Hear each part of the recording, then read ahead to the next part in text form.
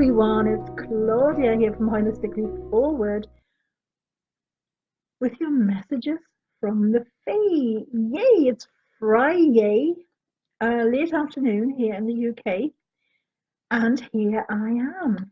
And just in case you are wondering who I am, my name is Claudia, and I am a professional tarot reader and a Reiki master. So yay! And while we're hopefully waiting for more people to catch up, I will tell you about something wonderful that is coming up during the week.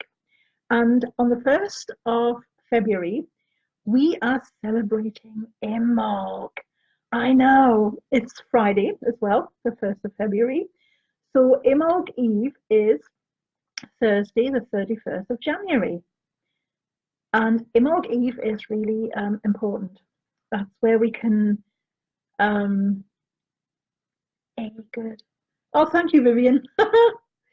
Imbolc Eve is it's a wonderful time where you can light candles, where you can go within, where you can connect to this beauty. Now, this isn't any card of the week or anything. I just really like this image of Brigid. Brigid, the beautiful, beautiful Celtic goddess of poetry and a lot of other things. Midwifery, I think, is one of them, and you can look her up online and you will get a lot and a lot of information on this. So Imbolc Festival coming up on the 1st of February. Now, Imbolc marks the quickening of the earth, and quickening means to spring to life. So it's a word that refers, to that stage in pregnancy when you first notice that there is a stirring deep within you, and that is what is happening right now in Mother Earth. Spring is in the belly of winter, and I think that's just wonderful. It's just a beautiful way to look at this festival, and we can see signs of springs everywhere here in the Northern Hemisphere. There's when you go out for a walk, you can see the little buds breaking through the earth, even if the ground is covered with frost and snow. The crocuses, the snowdrops, they're still coming through, and it's absolutely beautiful to see. The earth is slowly awakening, a quickening is happening, and Brigid comes to bless the land. So what you can do is you can make some some Brigid crosses, and Brigid dolls, and welcome her into your home to bless your home and your hearth. Welcome her onto your land to bless your land. And you can light candles indoors, or you can light fires outside. And that represents the return of warmth and the increasing power of the sun in the coming months. So we celebrate it with a lot of candles, lots and lots and lots of candles, just to help nature on its way, basically. And make some beautiful Brigid crosses. There is plenty, I can link one below if you want. There's plenty of stuff on YouTube that you can find how to make them, and Brigid dolls as well. And they're really easy to make. So that's something that you can do on Imbolc Eve. And then you can hang them in your doors and in your windows so that Brigid knows to bless your house and to protect your house. And that is just absolutely wonderful to do on Imbolc Eve, and then just enjoy by lighting a lot of candles the whole day on the 1st and even on the 2nd, just to honor the time of year, to honor the stirring within Mother Nature, to honor the sun, and Brigid is a sun goddess, to honor Brigid and just honor yourself. All right. And if, in case you're wondering, okay, this is not a card that I've pulled. I've just gotten it out because I really love the image here of Brigid. And in case you're wondering what deck that is from, that's from this one, The Oracle of the Dragon Fae by Lucy Cavendish. And that's the card. That's one of the cards in there. I love this image of Brigid. It's just so, I'm here. I just love it. Okay, but now for our reading, the messages from the Fae for the week starting Monday the 28th of January, right through to Sunday the 3rd of February.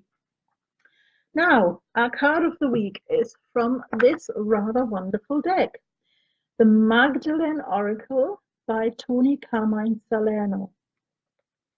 And our card of the week is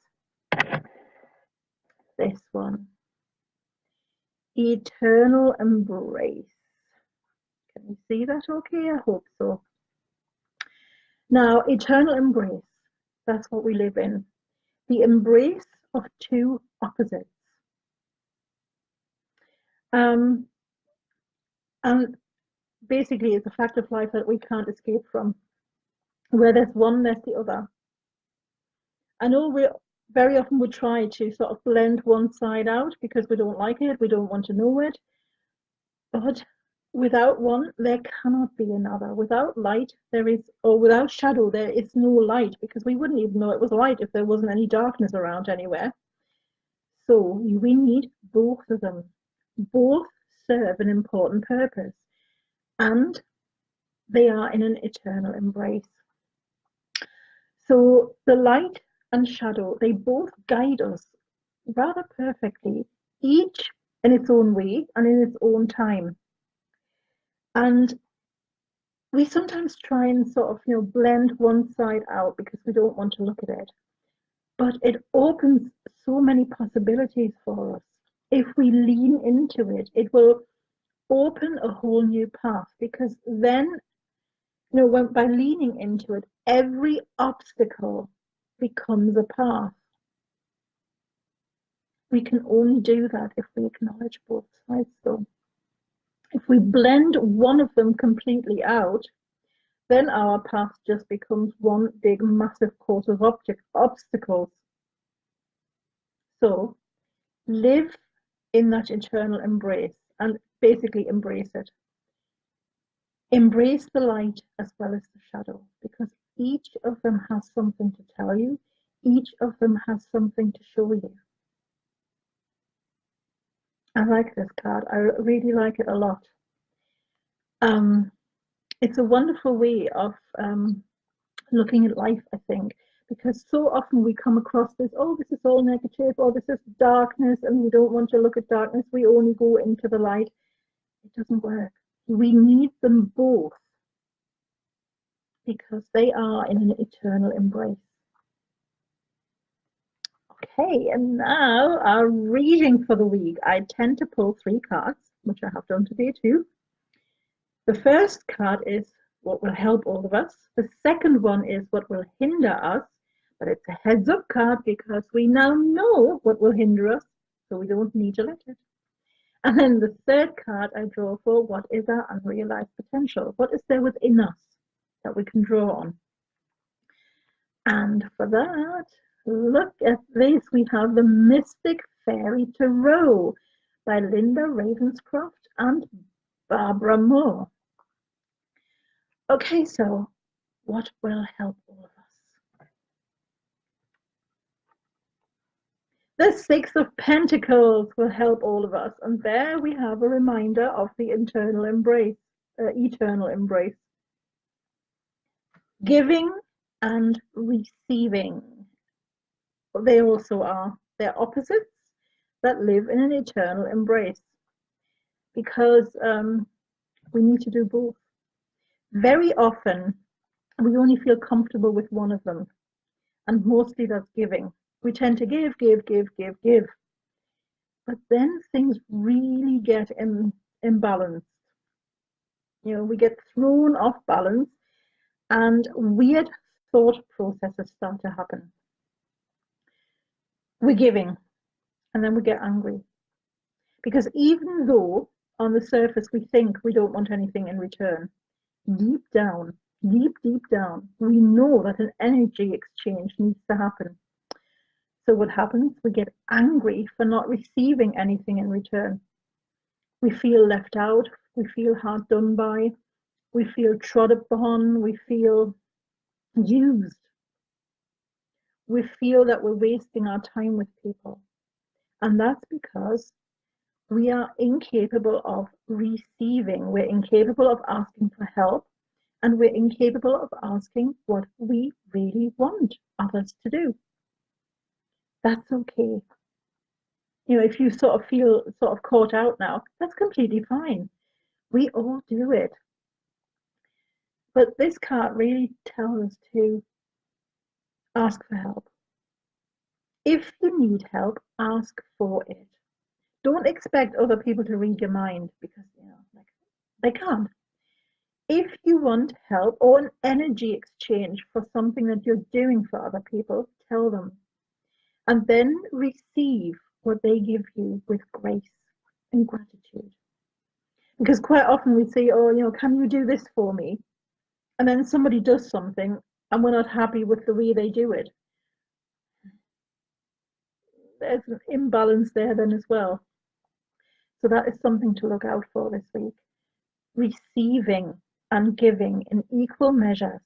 When you give, an energy exchange needs to happen because you then need to receive something back. Otherwise, you get completely imbalanced. So don't be frightened to ask others what you want in return, and then receive it gracefully and with great gratitude. Okay, and now, what will hinder us? Well, hindering us this week is the world.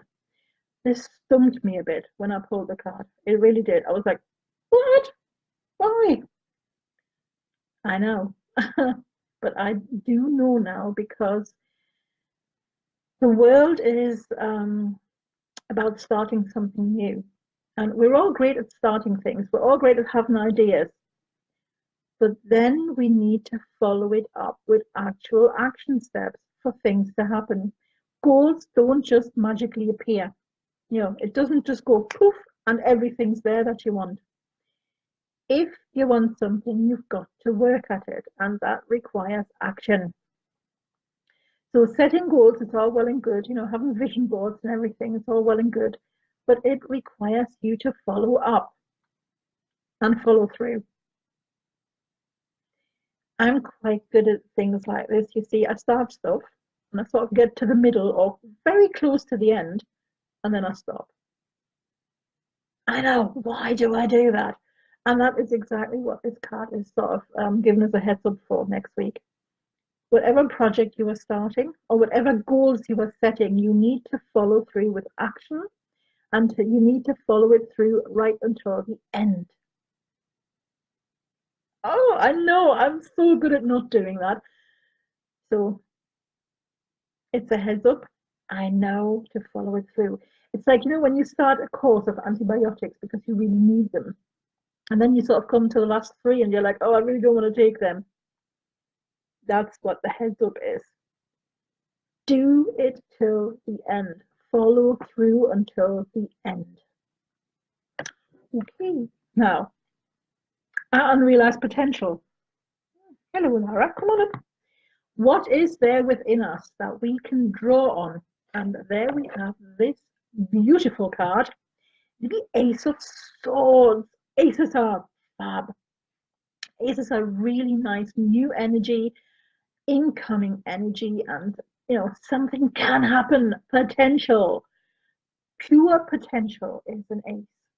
So if you look at this very closely, this ace is this sword is growing out of that pink rose there. Can you see that? Okay.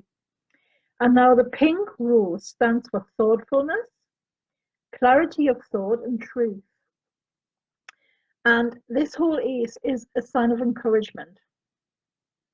It is it tells you that you can be open to embrace new opportunities and that you're excited to pursue something new. Just remember to follow it through and lean into what frightens you. Because when you do that, when you embrace opposites, every obstacle you come across becomes a new path. So embrace these new opportunities. Go out and get them, basically. That's what this is there for. So yay, we have this potential within us, this potential of going out there, embracing new ideas and being excited about the opportunities life has for us. Okay, now I think that was a really wonderful reading. Whatever you do next week, have fun, and have fun celebrating Imbolc, the wonderful first quickening of spring, and celebrating Brigid, the beautiful Celtic goddess of fire. Have a beautiful week, everyone. And if you have any questions, any queries, anything at all, please message me or comment below. And I will see you all again next Friday, round about 6 p.m. UK time, for more messages from the Fae. I'll see you soon. Lots and lots of love to you from me to you. Mwah. Bye.